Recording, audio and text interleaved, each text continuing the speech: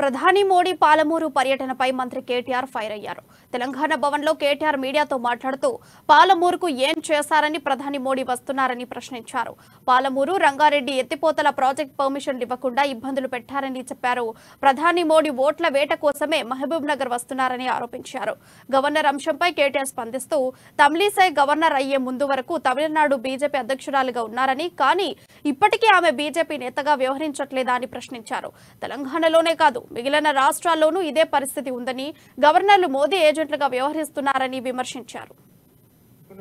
ఒక ఎస్సీ అభ్యర్థి అయినప్పటికీ జనరల్ నియోజకవర్గం నుంచి అక్కడ ట్రేడ్ యూనియన్ లో చేసిన సేవలకు అనుగుణంగా అక్కడ ప్రజలు గెలిపించినారు. ఈ ఇద్దరి నేపథ్యం కనుక చూసి నిజంగా కూడా ఆవిడ ఆలోచించి ఉంటే, సరిగ్గా మనసుతో ఆలోచించి ఉంటే నిర్ణయం ఇట్లా రాకపోతుంది. దురదృష్టం ఏంటంటే ఈ రోజు అటు పైన మోడీ గారు అప్రజాస్వామికంగానే ఉన్నారు.